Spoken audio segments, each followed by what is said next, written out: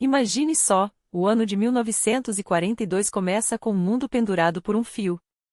Enquanto muitos acreditam que, após a vitória soviética em Moscou, a maré da guerra simplesmente virou a favor dos aliados, a realidade era bem mais cruel. Na verdade, aqueles primeiros 6 meses foram um período em que a derrota pareceu mais próxima do que nunca para soviéticos, americanos e britânicos. A máquina de guerra nazista não só resistiu como se reorganizou, e por um instante, pareceu que Hitler poderia, contra todas as probabilidades, sair vencedor. Vamos desvendar esse momento crítico da história, onde cada decisão poderia ter mudado o destino da humanidade. Tudo começa em janeiro, com um gesto simbólico mas poderoso. Em Washington, representantes de 26 nações, incluindo Estados Unidos, Reino Unido, União Soviética e China, assinam a Declaração das Nações Unidas.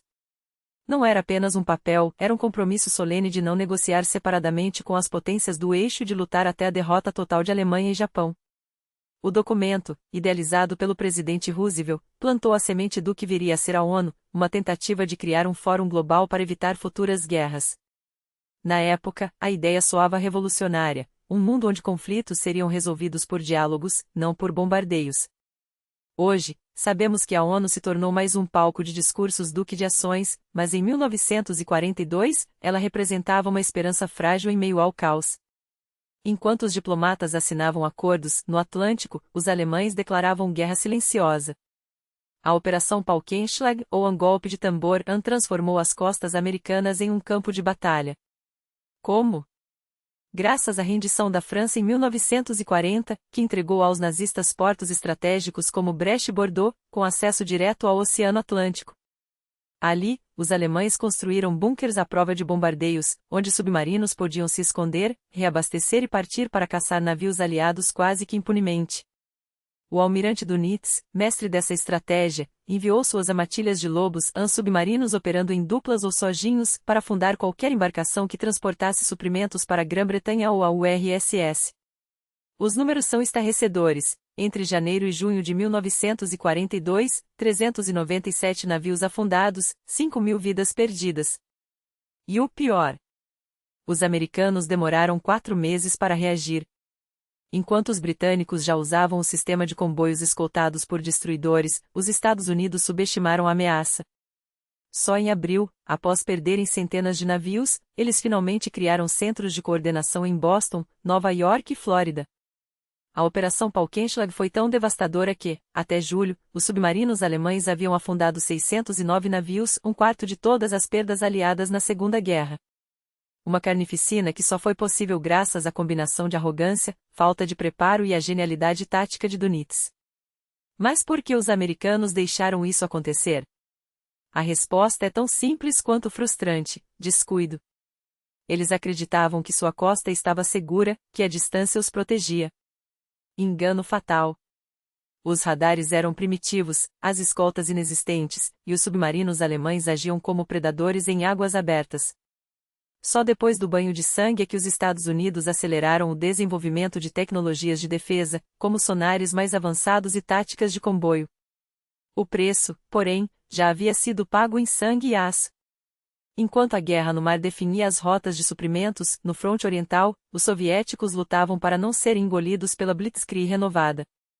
Na África, os britânicos recuavam diante do Afrika Korps de Rommel. Em todos os teatros de operação, os aliados estavam à beira do abismo. Aqueles 6 meses de 1942 foram um teste brutal de resiliência e, contra todas as expectativas, o ponto de virada que ninguém viu chegar. Enquanto os alemães aperfeiçoavam sua máquina de guerra com inovações letais, como os radares capazes de detectar submarinos em superfície, instalados em aviões e navios, a costa americana ardia em chamas literais.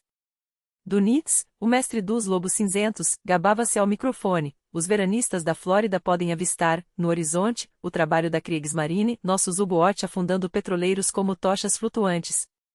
E não era exagero. Os tanques ardiam a poucos quilômetros da praia, enquanto os holofotes de Miami iluminavam o banquete dos tubarões de aço. Mas por que, em pleno 1942, com a guerra devorando frotas inteiras, a linha costeira dos Estados Unidos permanecia um carnaval de neon? A resposta é tão absurda quanto trágica: negócios. Hotéis, cassinos e donos de boates pressionavam o governo: desligar as luzes? No auge da temporada turística? Vocês estão loucos. Enquanto marinheiros morriam afogados em petróleo, empresários contabilizavam lucros como se a guerra fosse um incômodo distante. Só em janeiro de 1942, os alemães afundaram 4 vezes mais petroleiros do que os estaleiros americanos conseguiram construir. Harold Ickes, ministro do Interior, escreveu a Roosevelt em tom desesperado: é um segundo Pearl Harbor, só que desta vez, o inimigo não precisa bombardear, basta observar e atacar. O historiador Michael Gannon foi ainda mais contundente: o massacre do comércio marítimo no hemisfério ocidental. E não era apenas no Atlântico. No Pacífico, os japoneses, embalados pelo triunfo em Pearl Harbor, avançavam sem resistência. Manila caiu. As Filipinas sangravam. Na Birmânia, as tropas imperiais marchavam como uma foice, ceifando territórios enquanto os aviões embarcados em porta-aviões móveis ditavam as regras do jogo. A Marinha Americana, ainda atordoada, não tinha resposta. O mundo assistia, pasmo, à ascensão de um novo campeão da Guerra Relâmpago. O Japão de 1942 era uma máquina de conquistar, e ninguém conseguia freá-lo. Enquanto isso, na Europa, até mesmo o Lis do deserto sentia o peso da logística. Rommel, recuando na África do Norte, esperava ansioso pelo comboio que traria tanques, combustível e reforços a Trípoli. Mas a paciência do Wustenfuss tinha limites. Em meados de janeiro, ele contra-atacaria com fúria em direção a Benghazi, uma campanha que merece um capítulo à parte, tão decisiva quanto sua figura enigmática. Na Alemanha, porém, a fome já batia à porta. A economia do Reich, esticada até o limite pelo desastre na URSS, começava a ruir. Os soldados congelavam na neve russa, os civis racionavam migalhas. A Blitzkrieg, que prometia vitórias rápidas, transformará-se em um pântano de recursos e vidas. E no leste, onde o inverno escrevia sua própria estratégia, Stalin, eufórico com a vitória em Moscou, cometeu um erro que custaria caro. Contra os conselhos de Zhukov e Rokossovski, os arquitetos da defesa moscovita, que alertavam para a falta de reservas e o esgotamento das tropas, o Voz ordenou uma ofensiva em toda a frente. O inimigo está fraco. Devemos esmagá-lo, decretou. Mas a Wehrmacht, embora abalada, não estava quebrada. Ao contrário, Hitler, obsessivo, começou a demitir generais incompetentes, como Eppner, comandante da 4ª Armada Blindada, ou Strauss, da 9ª Armada, substituindo-os por homens de sua confiança absoluta, como Walter Model, um bulldog tático que logo provaria seu valor. A Operação Helviasma, lançada em janeiro, começou com avanços promissores. A 5ª e a 33ª Armadas soviéticas libertaram Dorokovo, Rusa, Mochais.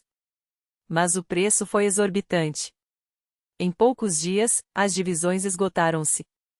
Na Dolina Smerty, o Vale da Morte, perto de Uvarovka, soldados soviéticos e alemães travaram um duelo corpo a corpo entre a neve e os cadáveres, enquanto Guderian, humilhado pela retirada, era substituído por Gotthard Denisy, um mestre da defesa elástica. Até 25 de janeiro, a situação virou, a 29ª Armada ficou isolada, a 39ª, cercada. Os paraquedistas enviados para socorrê-los foram abatidos ainda nos aeródromos. Em 26 de janeiro, uma última investida, a 33ª Armada, o 1º Corpo de Cavalaria da Guarda e o 4º Corpo Aerotransportado, tentou romper para Viasma. Resultado? Mais um desastre.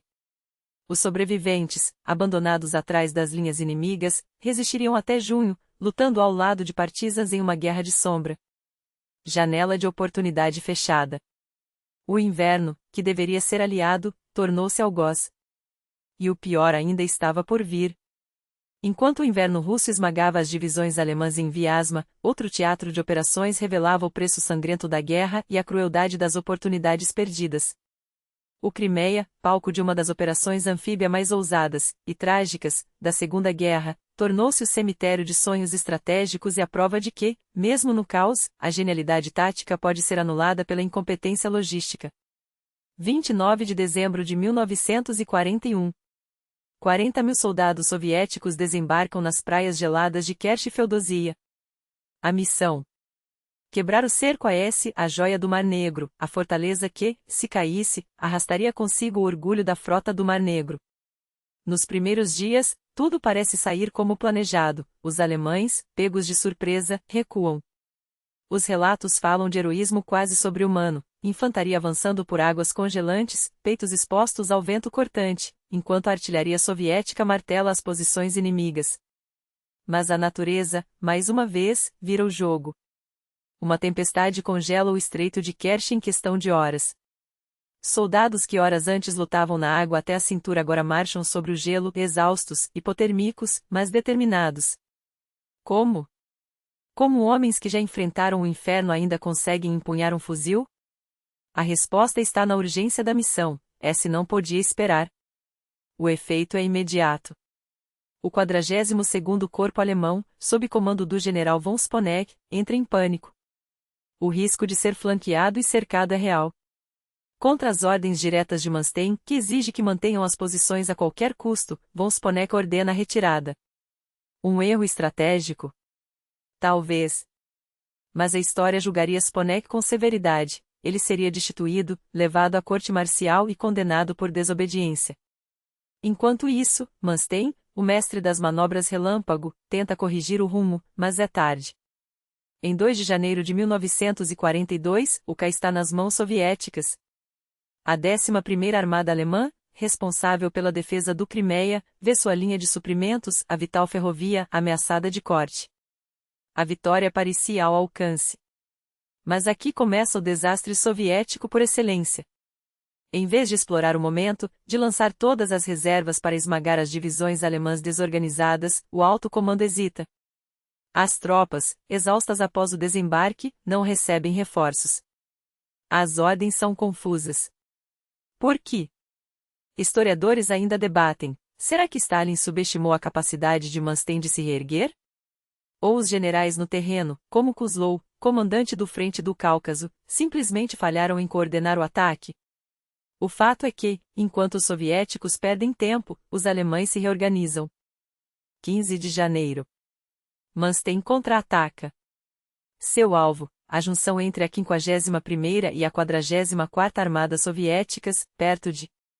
Apesar da superioridade numérica soviética, as linhas ruem. Os alemães avançam como uma lâmina quente na manteiga, empurrando os soviéticos de volta ao mar. O desfecho. Catastrófico.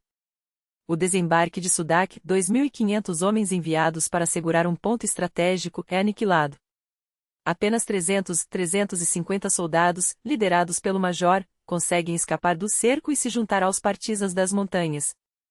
Os demais, enterrados na neve ou afogados no gelo. Enquanto isso, a 1.500 quilômetros de distância, outro inferno se desenrolava.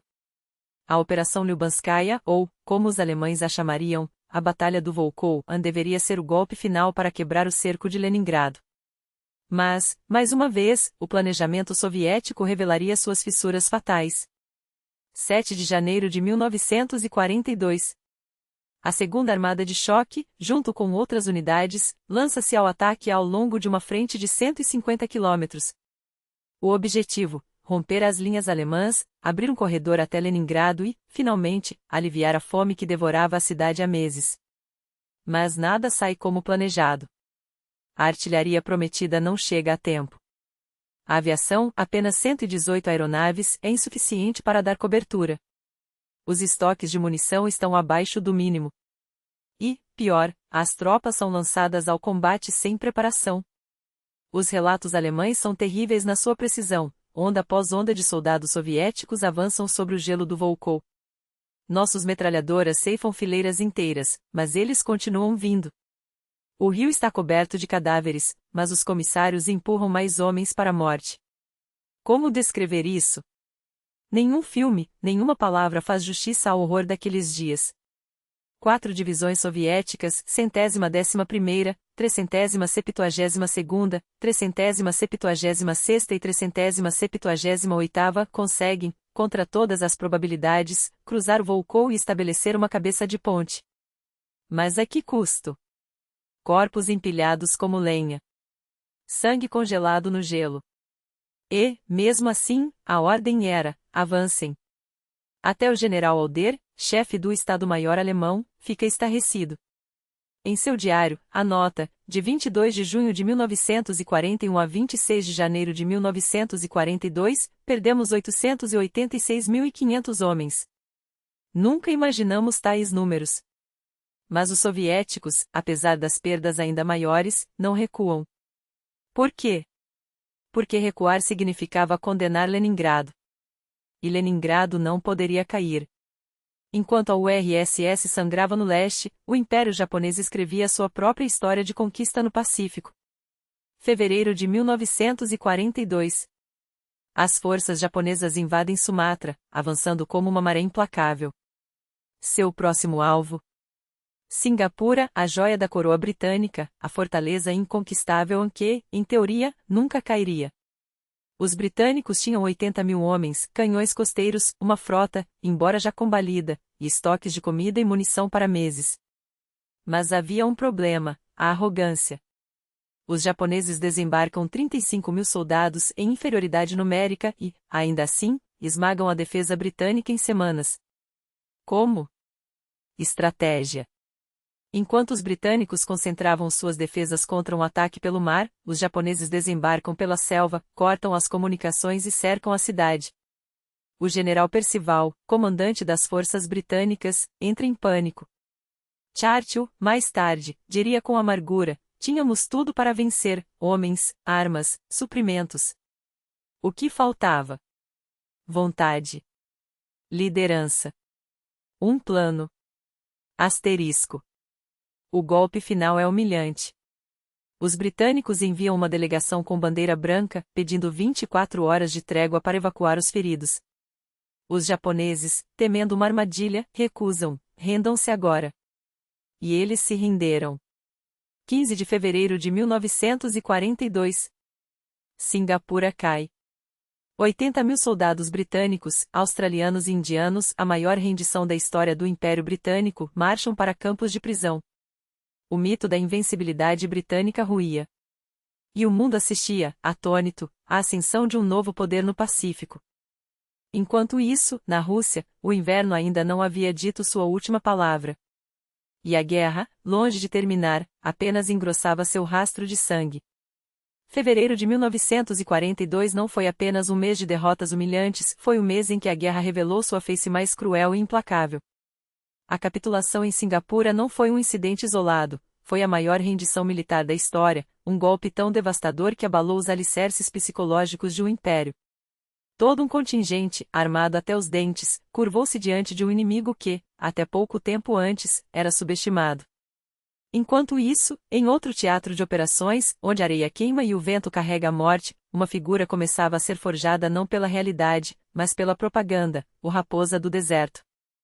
Rommel não era um deus da guerra, era um general competente, sim, mas preso nas mesmas amarras que afligiam todos os comandantes no norte da África: falta crônica de combustível, linhas de suprimento esticadas até o limite, um deserto que devorava homens e máquinas com igual voracidade.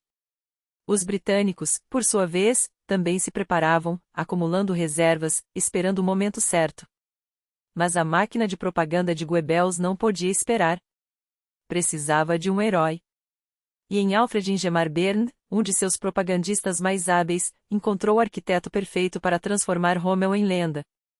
Visitas a hospitais, inspeções na linha de frente, relatos de como o general teria escapado de um hospital britânico atirando-se em combate corpo a corpo, pouco importava se eram verdade. O que importava era o mito: um homem que os britânicos temiam, um estrategista que desafiava o próprio deserto. Enquanto o fronte oriental sangrava em derrota após derrota, a Wehrmacht precisava de algo, qualquer coisa, para sustentar a moral de uma nação que começava a suspeitar que a vitória não era tão certa quanto prometiam. Mas fevereiro também reservou outro episódio que, embora menos glorificado, revelou tanto a audácia quanto a fragilidade da máquina de guerra nazista: a Operação Cerberus. 3 colossos de aço, os couraçados Chariot-Signy-Zenau, acompanhados pelo cruzador pesado Prinz Eugen, rompiam pelas águas do Canal da Mancha em uma fuga ousada dos portos franceses, onde a Luftwaffe já não conseguia mais protegê-los dos bombardeios britânicos. O plano inicial era contornar o Atlântico Norte, mas o alto comando alemão optou pelo caminho mais curto e mais perigoso, um corredor minado, vigiado pela Royal Navy e pela RAF. Em apenas 2 dias, entre 11 e 13 de fevereiro, os navios avançaram como fantasmas, cegando radares, despistando torpedos, enquanto a defesa costa britânica, pegue de surpresa, assistia impotente à sua passagem. Não sem custos, ambos os couraçados pisaram em Minas e ficaram temporariamente fora de combate, mas o essencial foi cumprido: eles chegaram à Noruega. Por que Noruega? Porque lá, sob o gelo e a neblina, eles se juntariam ao Tirpitz para formar uma esquadra destinada a um único propósito: afundar. Afundar os comboios aliados que, arriscando-se nas águas gélidas do Ártico, levavam suprimentos vitais para a União Soviética. Era uma jogada desesperada de um império naval que já sentia o peso da guerra submarina, mas também um sinal de que, mesmo acossados, os alemães ainda tinham garras.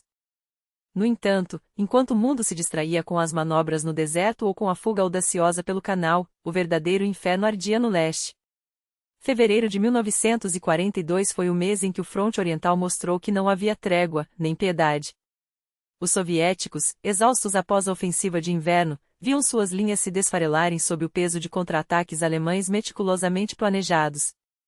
Em Vyazma, as tropas de Stalin eram empurradas de volta, enquanto a Luftwaffe, agora coordenada com precisão mortal, dizimava suas linhas de suprimento.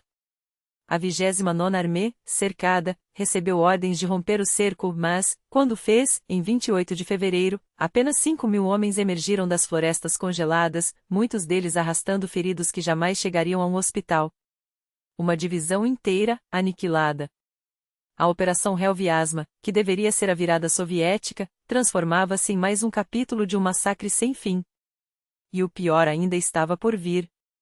Na Crimeia, onde o solo deveria ter sido libertado, o avanço soviético engasgou na lama e no sangue. As chuvas de fevereiro transformaram as estradas em atoleiros, imobilizando tanques e artilharia. Manstein, o estrategista frio que já provara seu valor em Sevastopol, jogou suas últimas reservas na batalha até o do 113º Regimento de Infantaria, tirado da retaguarda. Os soviéticos atacavam em duas frentes, uma de Kerch, outra de Sevastopol, numa tentativa desesperada de quebrar o cerco. Mas os alemães seguraram. Só as tropas romenas, menos disciplinadas, recuaram o suficiente para alimentar a ilusão de uma vitória, mas não o bastante para mudar o curso da batalha. O assalto soviético afogou-se em sua própria desorganização. Mais ao norte, na Operação Lyubanskaya, a segunda armê de choque avançava, mas avançava para uma armadilha. Cada metro conquistado era pago com vidas, cada posição tomada, perdida logo depois. Os alemães, aperfeiçoando sua coordenação entre terra e ar, bombardeavam sem piedade as rotas de suprimento soviéticas. Os feridos se acumulavam sem evacuá-los, os reforços chegavam tarde demais. A garganta do corredor que os soviéticos haviam aberto tornava-se cada vez mais estreita, cada vez mais letal. Era uma questão de tempo até que as tenazes alemãs se fechassem. E então, em 19 de fevereiro, o jugo apertou de vez. Entre as aldeias de Donetsk e Voloskov, a 23ª e a 58ª Brigadas de Fuzileiros tentavam segurar uma posição insustentável. A 25ª Brigada, em um esforço hercúleo, conseguiu estabelecer uma pequena cabeça de ponte além do rio Ared, mas era pouco, muito pouco. Ao norte, o avanço esbarrava na resistência alemã em Chervisko e Luka. Mesmo com o envio da 25ª Divisão de Cavalaria, a situação não mudava. Os soviéticos estavam sendo esmagados entre o martelo e a bigorna, ou expandiam o corredor, ou seriam cortados e destruídos. A guerra, em fevereiro de 1942, não era mais uma questão de se a União Soviética resistiria, era uma questão de como. E, a cada dia, a resposta parecia mais sombria. O avanço da 57ª Brigada de Fuzileiros havia estagnado e, com ele, toda a ofensiva em direção a Lyuban. Era esse o balanço sombrio de fevereiro. Março não traria alívio, mas uma nova jogada desesperada do regime, o primeiro empréstimo de guerra soviético. Não se tratava de uma doação patriótica, mas de um mecanismo brutal de sobrevivência econômica. O Estado emitia títulos, aqueles mesmos papéis amarelados que ainda repousam em gavetas esquecidas, como os que minha avó guardava, com a promessa de resgate após a vitória. Formalmente, a compra era voluntária. Na prática, era uma extorsão disfarçada, parte dos salários era paga em obrigações, e em alguns casos, como o dos militares, o pagamento integral vinha nesse formato. A máquina de guerra soviética, apesar de seu sistema de comando centralizado, onde fábricas não perguntavam por quê, apenas cumpriam ordens, esbarrava no mesmo problema que a Alemanha: o dinheiro estava acabando. E quando a economia burocrática de Stalin e a capitalista de Hitler gemiam sob o mesmo peso, a solução era a mesma: sugar até a última moeda do bolso do cidadão. Enquanto isso, do outro lado do mundo, Hitler proclamava em Berlim, no Dia dos Heróis, que o verão de 1942 seria o túmulo do Exército Vermelho.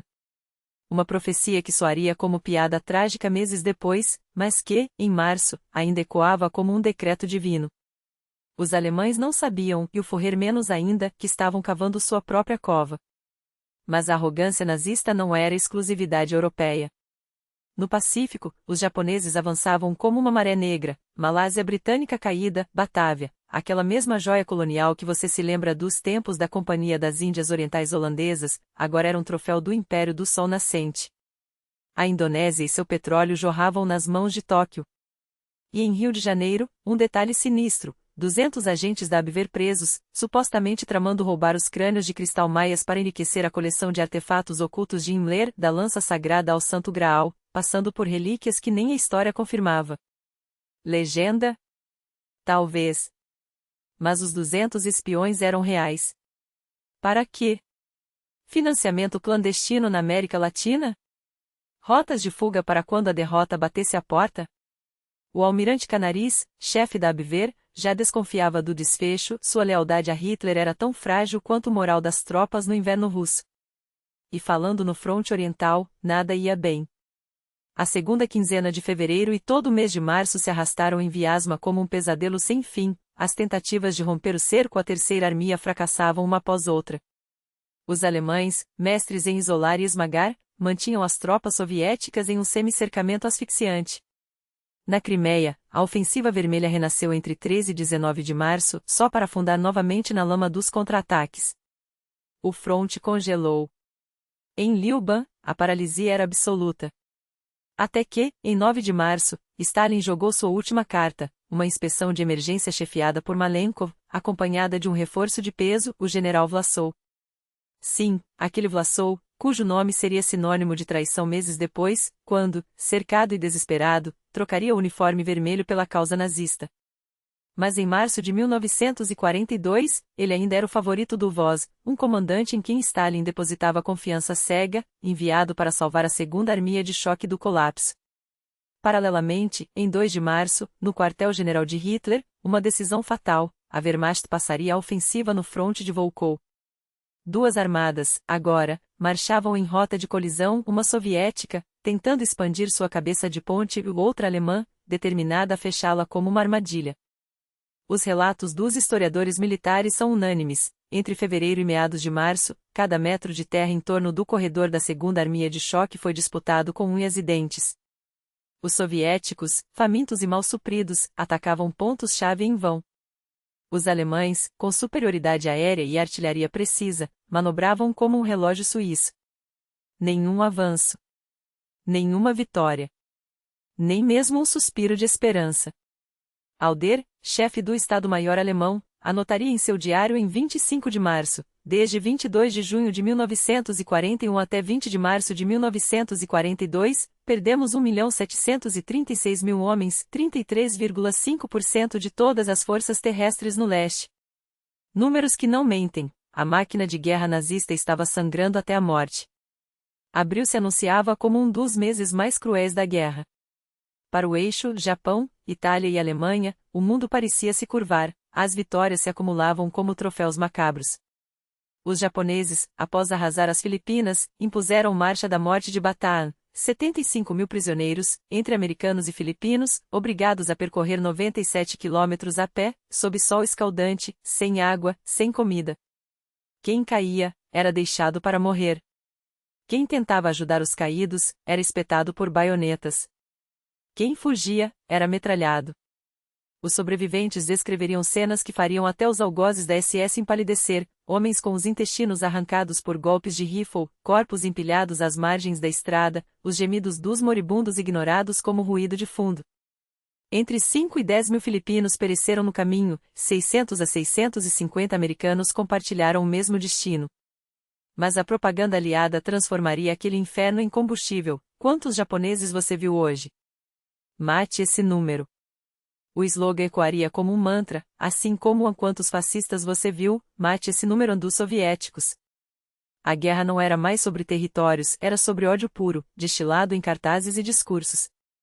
E enquanto os aliados respondiam com bombardeios simbólicos, os britânicos atingindo Berlim para lembrar os alemães de que vocês não estão seguros, os soviéticos lançando suas primeiras incursões aéreas sobre a capital do Reich como um aviso, nós chegaremos até vocês, o mundo se afundava em uma espiral de brutalidade sem retorno. A questão já não era se o eixo venceria, mas a que custo. E em abril de 1942, o preço seria cobrado em sangue. Não se preocupem, porque a resposta a Pearl Harbor não demoraria. Em abril de 1942, os americanos lançam uma operação que parecia saída de um romance de aventura ou de um plano desesperado de suicidas, o Raid do Litre.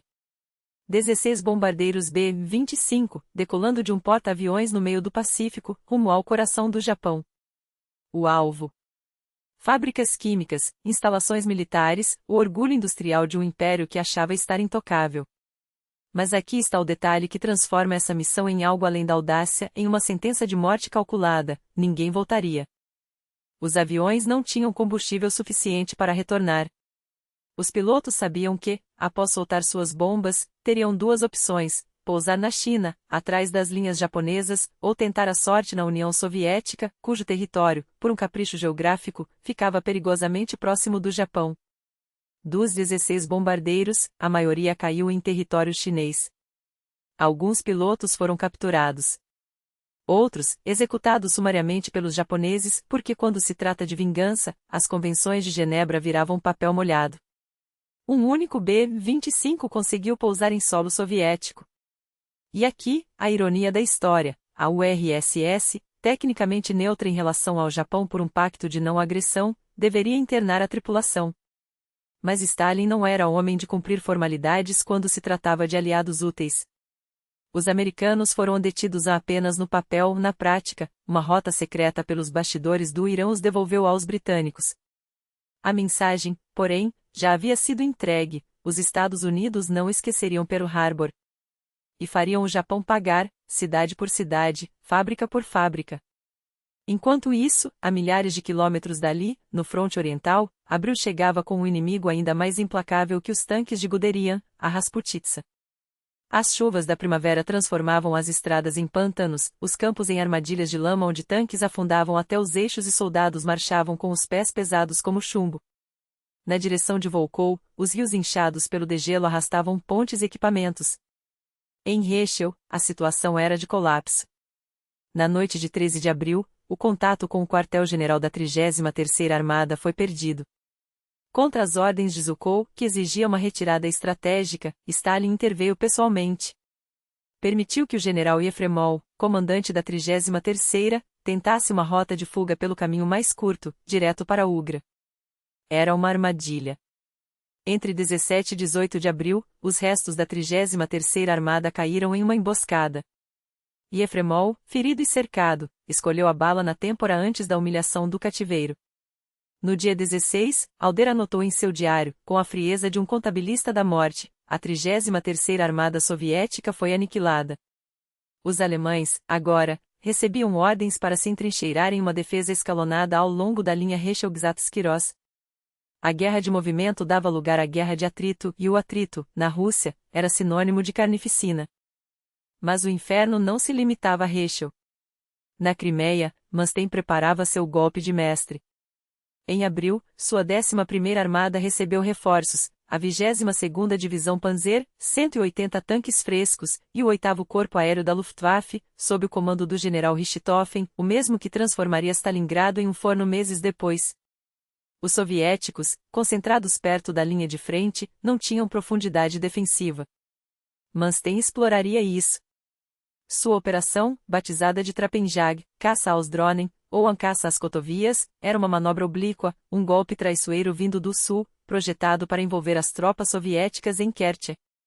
Enquanto isso, no norte, um ataque diversivo mantinha os defensores distraídos. O resultado: em 8 de maio, A ofensiva começou com um golpe aéreo cirúrgico. O quartel-general da 51ª Armada foi reduzido a escombros. Seu comandante, o tenente-general Law, morreu na explosão. Seu substituto, gravemente ferido.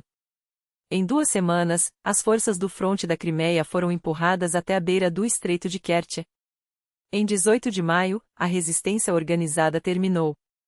No dia seguinte, o fronte da Crimeia foi oficialmente dissolvido. Entre 10 e 13 mil soldados soviéticos recuaram para as pedreiras de Adzimuskaya, um labirinto subterrâneo onde, nos meses seguintes, travariam uma batalha que desafiaria até os limites da sobrevivência humana.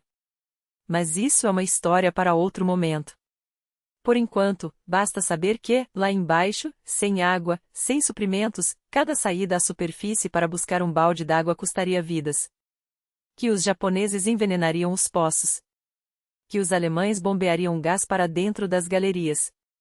Que, mais uma vez, a guerra provaria que o homem é capaz de resistir além do que a própria natureza permitiria.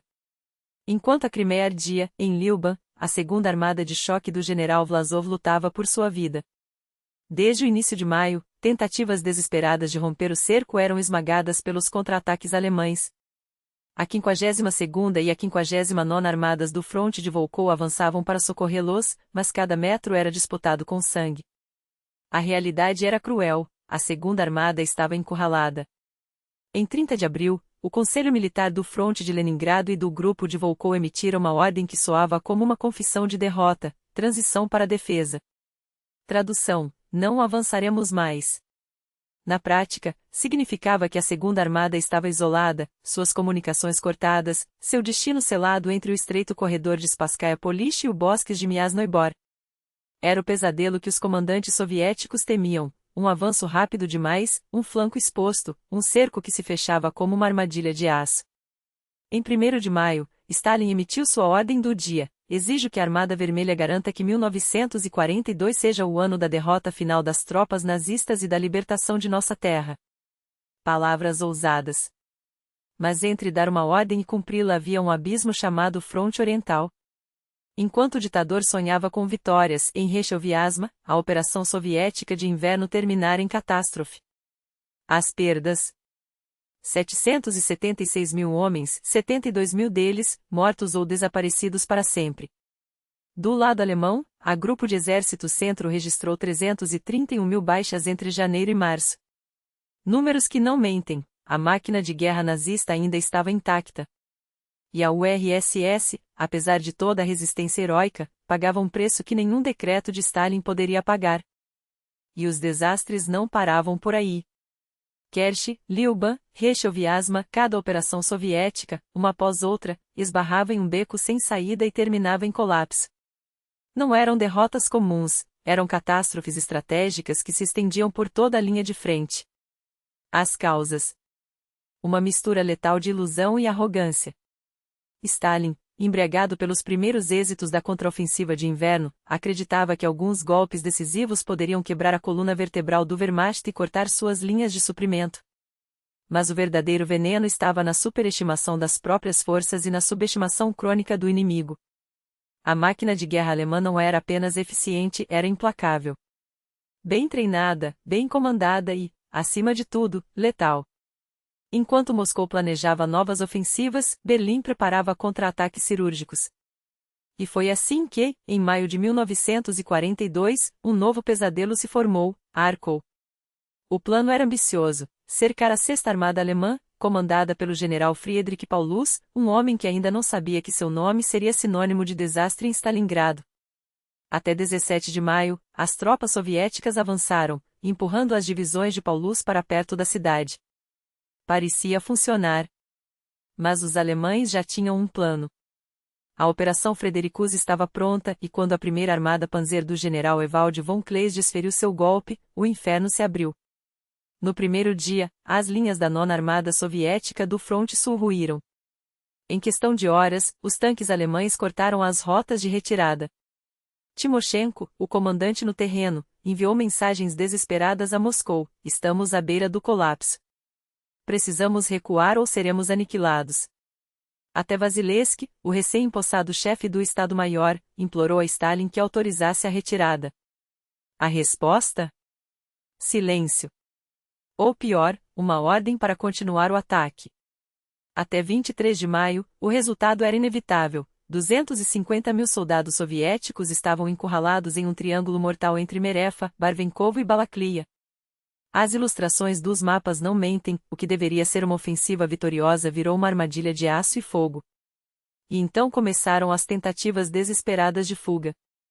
O general Lanz, comandante da 1ª Divisão de Montanha Alemã, descreveria mais tarde cenas dantescas: dezenas de milhares de russos, com tanques, canhões e veículos de todos os tipos, impulsionados por comissários políticos, atacavam nossas posições em ondas humanas, noite após noite. Combates corpo a corpo, fogo máximo, granadas, baionetas e mesmo assim, eles não recuavam. Mas a matemática da guerra é cruel. Em 28 de maio, Timoshenko finalmente cancelou a ofensiva e ordenou que as tropas restantes, os sobreviventes da 6ª e 57ª Armadas, tentassem romper o cerco a qualquer custo. Com o apoio da brigada blindada do general Kuzmin, alguns conseguiram escapar perto da aldeia de Lozovenka. Os demais, abandonados à sorte. Arcou não foi apenas uma derrota. Foi um desastre estratégico de proporções cataclísmicas. Porque o que aconteceu ali não foi só a perda de homens e equipamentos, foi a abertura de um caminho direto para Stalingrado e o Cáucaso. Um mês depois, os alemães já estariam planejando sua próxima investida. E os números, mais uma vez, não deixavam dúvidas. Segundo o diário de Franz Halder, entre 22 de junho de 1941 e 10 de maio de 1942, a Wehrmacht havia perdido 1.182.735 homens, 37% de seu efetivo no leste. Um preço alto, mas que, para Hitler, ainda era sustentável. Enquanto isso, do outro lado do mundo, o Império Japonês avançava como uma lâmina afiada. As Filipinas caíam, o Corregidor, o último bastião americano, foi tomado. Os britânicos, distraídos com a defesa de Madagascar, deixaram Rommel livre para lançar sua ofensiva na África do Norte em 26 de maio.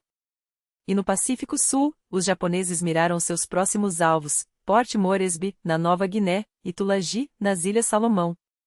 A operação foi posta em movimento. Uma frota de aviões e navios, incluindo os temidos porta-aviões Shakaku e Zuikaku, deveria esmagar as defesas aliadas e garantir o controle da região. Mas os americanos não estavam dormindo. Decifrando códigos japoneses, o almirante Frank Fletcher posicionou suas forças, os porta-aviões Lexington e Yorkton, junto com navios australianos, para interceptar o inimigo. O que se seguiu, entre 3 e 8 de maio, foi a primeira batalha naval da história decidida apenas por aviões. Os japoneses tomaram Tulagi sem resistência, mas no Mar de Coral, a 130 quilômetros de distância, os céus se transformaram em um ringue de morte. 11 ataques aéreos em 2 dias. O SHH, um porta-aviões leve, foi afundado em minutos.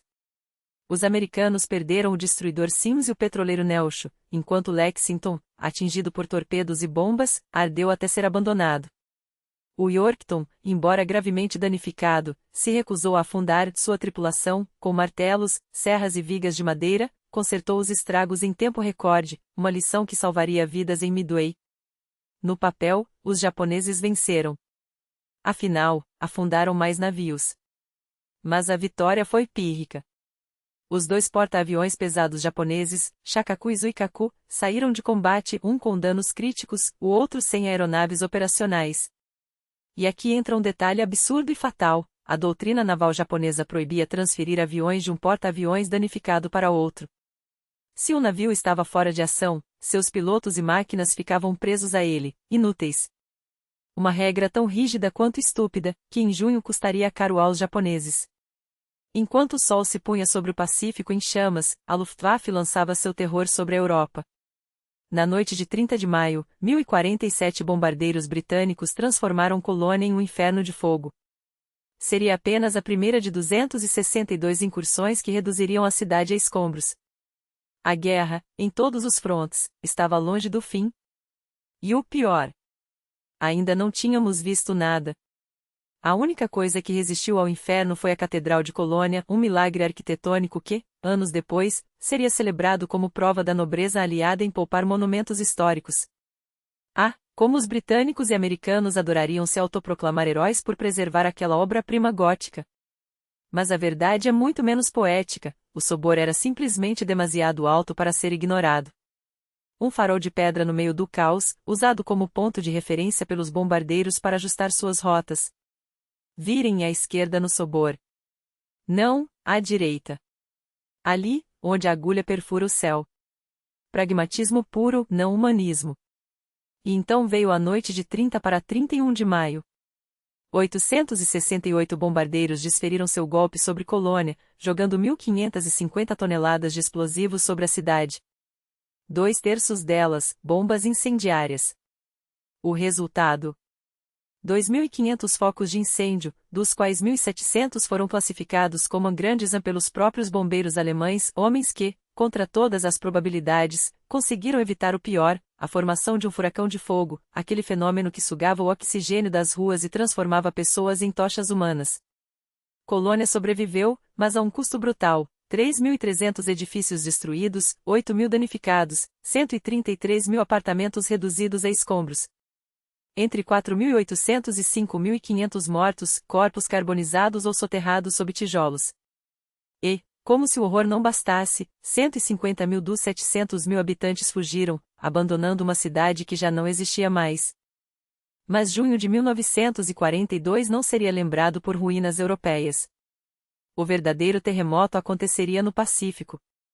Os japoneses, ébrios por 6 meses de vitórias ininterruptas, preparavam seu golpe final: aniquilar os porta-aviões americanos de uma vez por todas. O alvo: o atol de Midway, uma ilha minúscula no meio do nada, mas estratégica demais para ser ignorada. O plano era genial em sua simplicidade: simular um ataque, atrair a frota americana para uma armadilha e esmagá-la. Afinal, desde Pearl Harbor, os aviões de Yamamoto, o mesmo gênio, ou louco, que arquitetara o ataque de dezembro, não conheciam a derrota. Os americanos, por sua vez, sempre subestimados, sempre desorganizados, caíam como dominós: Hong Kong, Singapura, Coral Sea. Midway seria mais do mesmo. Só que desta vez, os americanos estavam esperando. A inteligência americana interceptara mensagens japonesas sobre uma operação iminente. Não sabiam onde seria o ataque, mas suspeitavam de Midway. Então, jogaram um isco. Transmitiram em código aberto que a ilha tinha problemas com o abastecimento de água. Os japoneses, confantes, morderam a isca. Suas mensagens cifradas confirmaram: o alvo com falta de água será atacado. Era tudo que os americanos precisavam saber. Do lado japonês, o almirante Nagumo comandava a força de porta-aviões, os mesmos que haviam devastado Pearl Harbor. Do lado americano, o contra-almirante Fletcher, um homem que já havia enfrentado os japoneses no Mar de Coral e sabia o que era lutar com as costas na parede. Seu porta-aviões, o Yorkton, ainda carregava as cicatrizes da batalha anterior, mas a tripulação havia aprendido uma lição valiosa: como manter o navio à tona quando tudo parece perdido.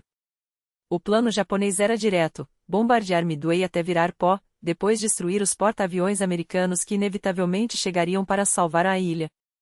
A surpresa, como sempre, seria sua maior arma. Mas em 4 de junho de 1942, às 4h30 da manhã, quando a primeira onda de bombardeiros japoneses decolou rumo a Midway, algo deu terrivelmente errado. Os americanos já estavam no ar.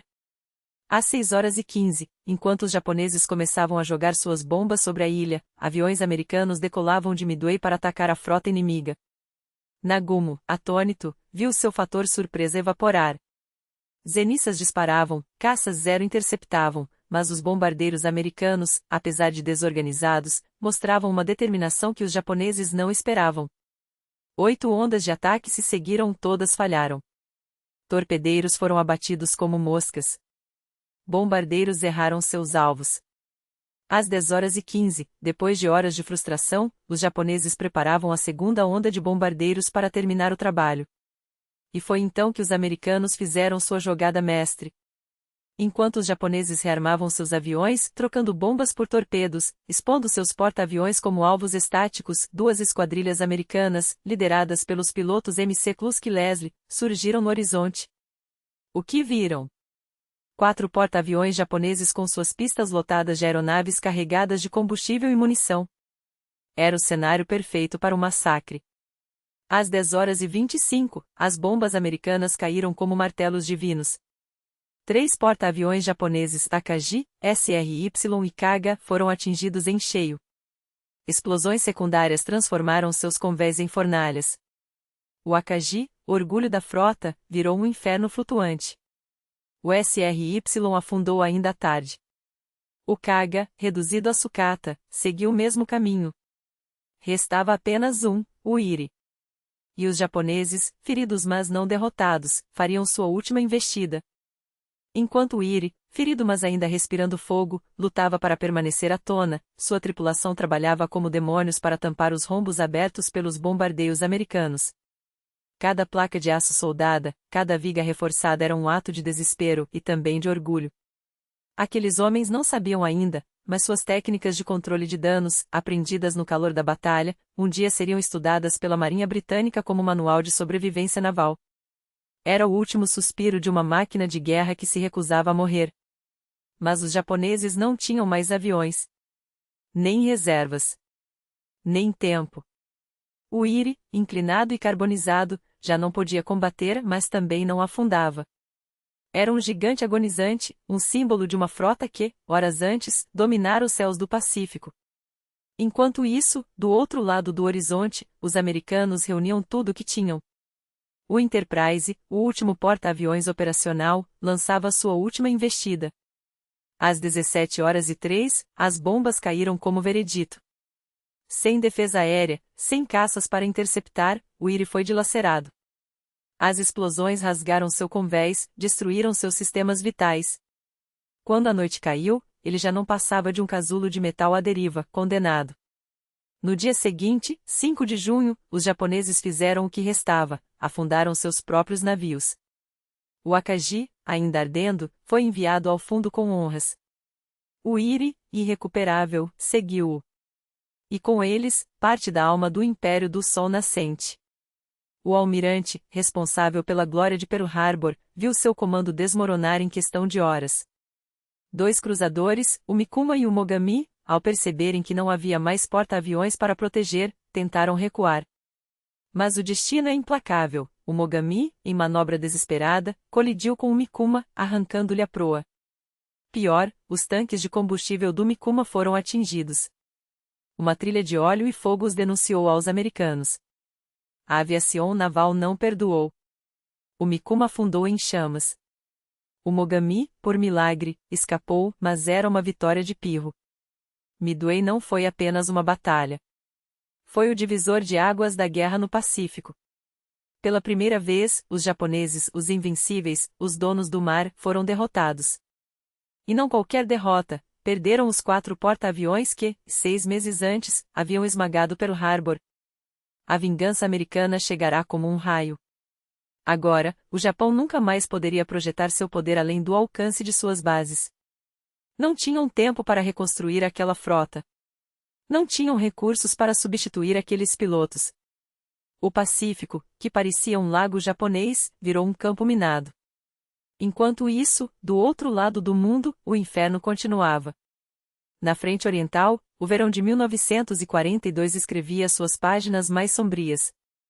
Em 24 de junho, os últimos sobreviventes do 4º Corpo Aerotransportado e os cavalarianos do General Belov conseguiram romper o cerco e se juntar à 10ª Armia. Era o que restava da Operação de Janeiro, quando aqueles homens haviam sido lançados atrás das linhas inimigas para apoiar a 39ª Armia e o 11º Corpo de Cavalaria. Mas a batalha por Hell não terminara. As tropas soviéticas, esmagadas pela Operação Seydlitz, continuariam lutando até meados de julho. O general Masleniko, comandante da 39ª Armia, seria evacuado. Seu segundo em comando, o general Bogdanov, não teria a mesma sorte, cairia em combate, mais um nome na longa lista de mortos daquele pântano de sangue e lama. E então, veio o Crimeia. Depois de esmagar o frente da Crimeia na Operação Caça ao Servo, Manstein voltou seus canhões para Sevastopol. Os alemães não brincavam em serviço. Durante semanas, engenheiros trabalharam como formigas, trilhos de trem foram estendidos, estradas abertas na rocha, e sob os muros da cidade-fortaleza, chegou a artilharia mais monstruosa já construída pelo homem. A Dora. um pesadelo de 800 milímetros, transportado em vagões especiais, peça por peça, sem que os soviéticos, nem partidos, nem aviadores sequer suspeitassem. Quando finalmente foi montada em seu platô escavado perto de Bakhtjisaraj, pesando mais de 1.300 toneladas, era como se um deus da guerra tivesse despertado. Ao seu lado, duas mortarias autopropulsadas Karl, de 600 milímetros, completavam o coro dos destruidores. O bombardeio começou. A Dora disparou 48 projéteis de 7 toneladas cada. 7 toneladas. Um deles perfurou 30 metros de rocha sólida antes de explodir dentro de um fortim. Os alvos. A bateria costeira número 35, os depósitos subterrâneos de munição, os fortes que há séculos desafiavam invasores. Nada resistiu. Sob aquele fogo apocalíptico, em 30 de junho, caiu o Malachov Kurgan, símbolo da resistência, defendido até a última gota de sangue. Essa estava isolada. Sem munição, sem reforços, com os navios de suprimento afundados ou bloqueados pela Luftwaffe. Os alemães avançavam metro a metro, entre bombardeios aéreos e o troar da Dora. Só em 4 de julho, quando a resistência já era um suspiro, a Stavka autorizou a evacuação. Os últimos defensores partiram sob fogo, deixando para trás uma cidade em ruínas. Manstein entrou vitorioso. Por isso, foi promovido a Generalfeldmarschall.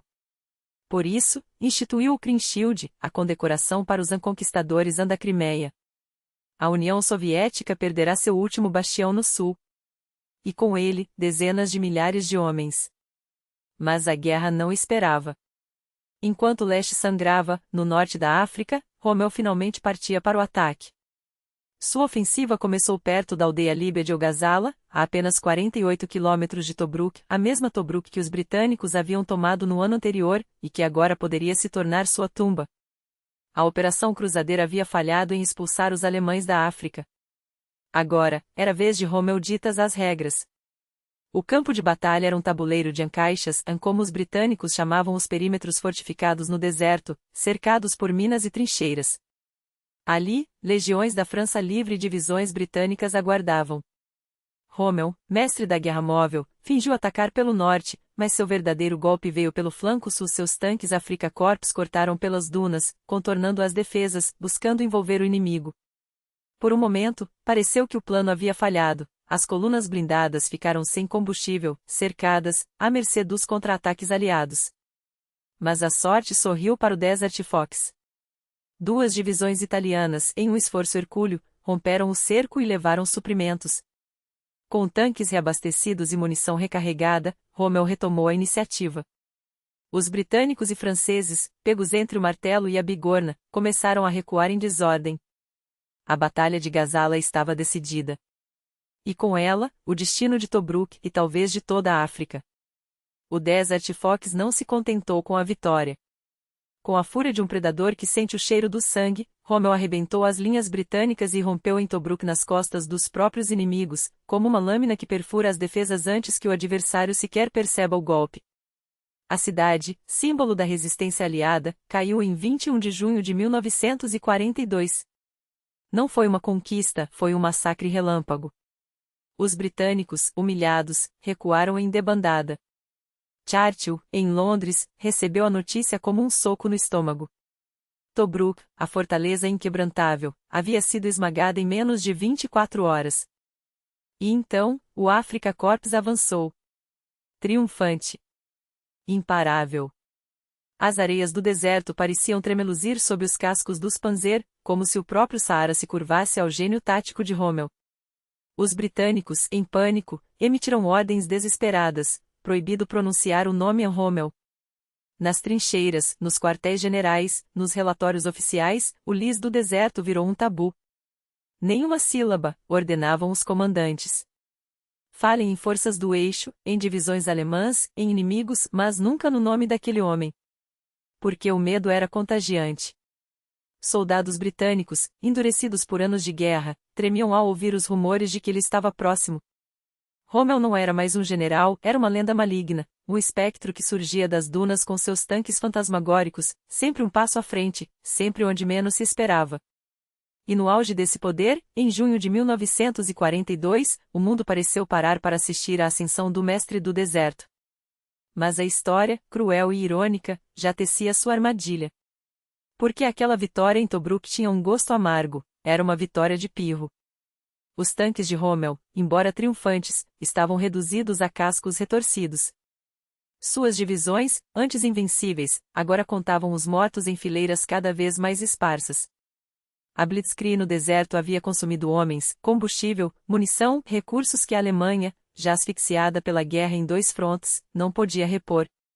E pior, Hitler, embriagado pelo sucesso no leste, onde as tropas alemãs acabavam de tomar Rostov e sonhavam com o Cáucaso, ordenou que Rommel continuasse. Que avançasse até a Palestina. Que se encontrasse com as forças alemãs que, teoricamente, desceriam do Cáucaso após esmagar os soviéticos. Um plano tão ambicioso quanto insano. Imagine o mapa: Rommel, saindo de Alamein, teria que cruzar 1000 quilômetros de deserto hostil, com linhas de suprimento esticadas até o limite, enquanto os britânicos, agora reforçados por americanos e com acesso ilimitado a recursos, se reorganizavam. E os alemães? Sonhavam em unir as pontas de um império que jamais existiria. Porque Stalin não cairia. Porque o Cáucaso não seria tomado. Porque a Wehrmacht, embora poderosa, já começava a sentir o peso de uma guerra que se estendia da Normandia a Stalingrado. Enquanto isso, do outro lado do mundo, os americanos escreviam sua própria história. Em Midway, em junho de 1942, a Marinha dos Estados Unidos esmagou a frota japonesa em uma batalha que mudou o curso da guerra no Pacífico. Os porta-aviões niponicos, orgulho de Yamamoto, afundaram em chamas. Os americanos, agora donos da iniciativa, começavam a virar o jogo. O eixo, que parecia invencível, mostrava suas primeiras rachaduras. E Rommel? Ele ainda não sabia, mas seu tempo estava se esgotando. Em Alamein, a apenas 100 quilômetros de Alexandria, as areias que tanto o favoreceram se transformariam em seu túmulo. Porque a África não seria dele.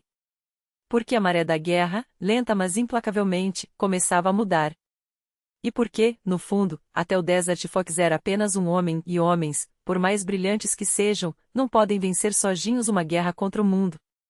Mas isso é outra história.